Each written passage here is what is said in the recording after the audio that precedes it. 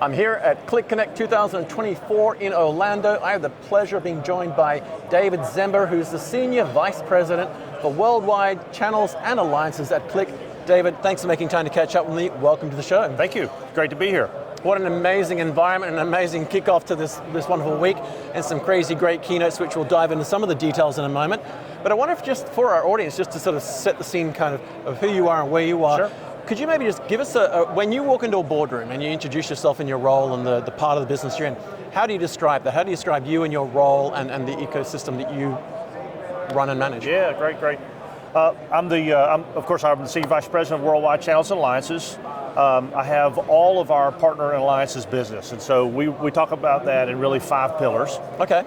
The partners, which are our resellers, our regional systems integrators, the face of the brand to many of our customers, which many have been partners with Qlik for 15 years or more. Super loyal partner community. So the channel partners are one. We have a set of strategic global systems integrators, some of which who won awards yesterday. Super critical to our business, especially in our enterprise and strategic accounts. And we have a leader for our global GSIs, our strategic GSIs. Our tech alliances, which I think you heard in this keynote this morning, the AWS strategic collaboration agreement. Those tech alliance partners are critical to our go-to-market and to how we tell our story in conjunction with a hyperscaler or a modern cloud data warehouse or a data platform. And so our tech alliances are a third pillar. We have a route to market through ISVs. We refer to that internally as sort of OEM. But our ISV segment, which I run as well, and we have a worldwide leader for that segment, uses an ISV customer to embed our software and take that product to market. Right. So even around the show floor here, you think about NPMX. There's a number of them here who are exhibiting that that find great value in the platform, embed it, and then they take it to market for us. So that's not a new route to market, but it's a growing route to market for us because of the importance of analytics. And then the last pillar is I also own our Stitch business as a platform-led sale or product-led sale. And so as we work to bring the Stitch product into the new offering that Drew announced today. Until that point in time, we're still helping the sales teams connect the dots between customers and sellers that are trying to bring SaaS sources into their data platforms. Well, that's something that Qlik has as a team overall with regard to acquisitions and so forth. That's right. Proven time and time again you're exceptionally good at, and no more so than with the Talend acquisition. When we think of the overall ecosystem, and it's getting even more broad now with not just your larger acquisitions, but certainly some of those smaller ones. Right. When we think about kind of and if we break it into 2 parts, I mean, channel's one thing, but when you think about your alliances, they're not always so clear. I mean, obviously AWS and others are clear. Within the ecosystem that is Qlik, I wonder if you could just sort of elaborate on where that fits natively within the Qlik family when organizations are working with either partners or integrators and so forth, and where your alliances and channels part fits in the overall business. It's a little easier, I think, for the OEMs and for the channel partners. You can connect the dots very easily with revenue. Right. That's an indirect sale. And so, as far as that goes, it makes sense. They sit under the revenue organization, and we go to market together with them, and we're aligned in our organization and focused on pipeline and revenue and aligned with our sales organization. So on the indirect side with OEM and with our partners. And then also with the strategic GSIs, it's such an important business from an influence perspective. And they're massive. It's very difficult sometimes to think about how we market and sell to and sell through the GSIs. But that's also under revenue, and so our teams are aligned around the world with our local sales teams and sales leaders to make sure that we get the influence and we're able to generate the activities necessary to get the sponsorship and the influence from the GSIs, and that's a super important and another growing aspect of our business. Really important for companies like Accenture and Deloitte to be part of that equation. And so that's under revenue as well. So we're all under revenue. And then for the tech alliances, again, it's a large part, an influence motion that we're in. But you think about working with a Snowflake or an Amazon or a Microsoft. These are massive organizations for us. And so it's important, I think, for credibility to have a global leader that's responsible for that relationship, and then have local people who are responsible to drive the selling motion, the co-selling that we do with them. And those mechanics are, we're getting better at those, but as you can imagine, you have 380 or 400 salespeople, you have 400 different selling styles. And so we want to make it as easy as possible for our sellers to work with the Tech Alliance sellers and to find value for our customers, our joint customers. And a consistent experience across that. Exactly. And I imagine, is it fair to say that you've got this interesting challenge because you've got larger partners who have well-established marketplaces and app stores and routes to you, where you're kind of almost a, rather than build a buy offering. But at the other end of the spectrum, you've got people coming through the training and the certification and onboarding process who are new to this.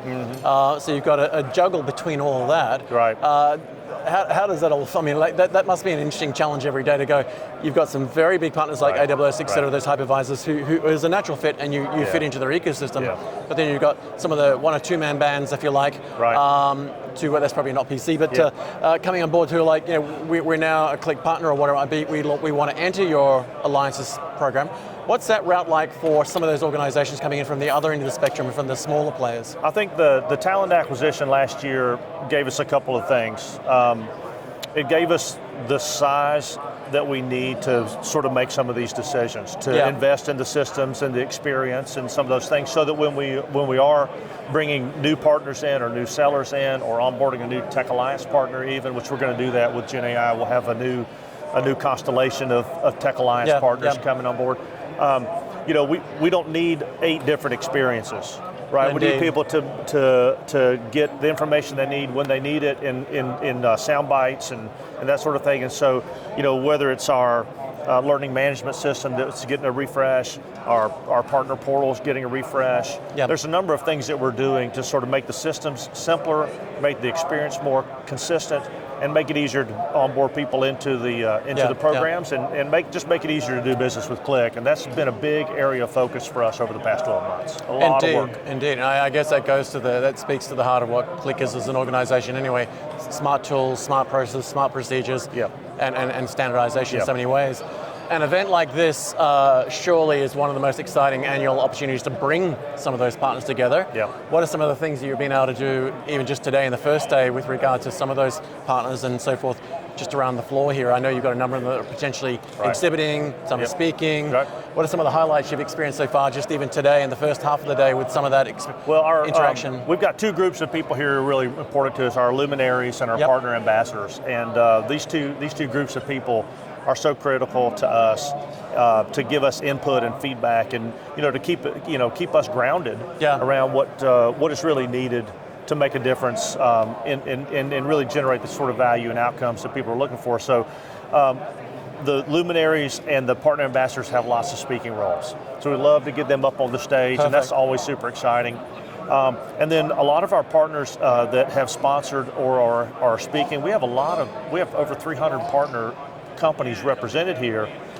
Almost 700 partners have come, and that's against the backdrop of other competing things they could have been doing, right? So super excited to have that much participation when they present with us or on their own in these breakout sessions. The insights they deliver, helping customers understand how to get value end to end from their data platforms. That has a big impact on people, and so they can learn and network and take things back home. That's always the most exciting part of the show. It is indeed. There's nothing more valuable and influential than having not just partners and customers together, but for them to be talking about you, because then it's less selling and more telling. That's right. Wrap us up, if you wouldn't mind, with one last thing, and that is that with all of that in mind, and you've provided some great insights into that, for organizations, particularly folk in our audience now, who are keen to get into that ecosystem, what's the best route for them to come through your programs and to get to the point where they're able to partner and work with you through those channels, through those alliances? What's your ideal roadmap for them to be working through, and how does that shape up so they can sort of go from wherever they are now in any form to actually working with you and your team around the world and your ecosystem? Well, you heard today in Mike's keynote and the presentations from Drew and Brendan, the 2 ends of this value chain are beginning to converge, Yep. right?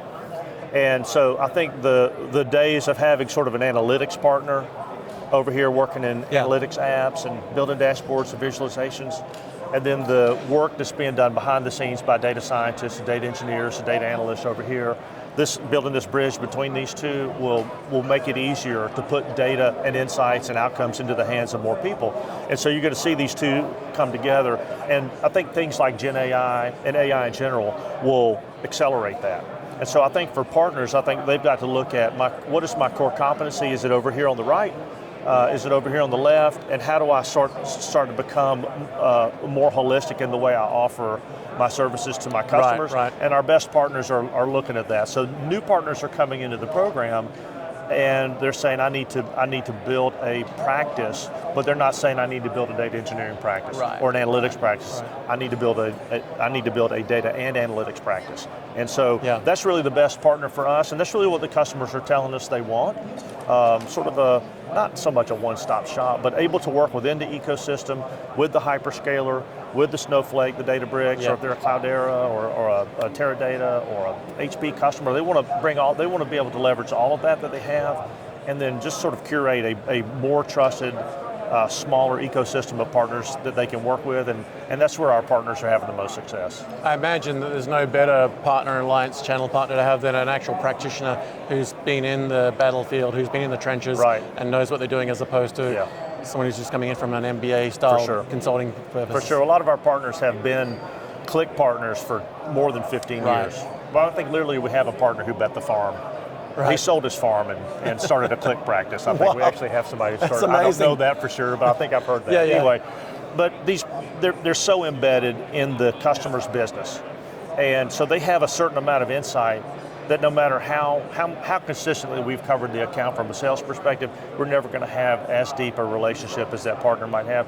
And so for them to have that, and then to bring in the elements of the platform and the move to cloud, and then to be the trusted advisor around things that are like GenAI or other opportunities like that, super important for the partners to be there for that. Well, it's an exciting time for everyone, and I think more so for you than many, in that the opportunities now are so broad because of all of those things you just said, that the convergence of both ends of the spectrum, and the fact that there's an enormously rapidly growing enormous pool of people to tap into who can then become partners and so forth. That's right. Well, thank you so much for making time to catch up. It's been great to get your insights. I'm looking forward to continuing the conversation, because I think this is something that's going to move faster and faster as organizations realize they can actually become a partner in some form, but through your alliances and channel program, which then brings them even closer into your ecosystem and strengthens their capabilities as far as what they can deliver to their customers. That's right. Well, I hope you have a fantastic rest of your day and the rest of the show, and we'll look forward to hopefully having you back on the show again soon. It was very great to see you and meet you. Thank you very much. Sir. Appreciate your time. Thank you. Cheers. Thank you.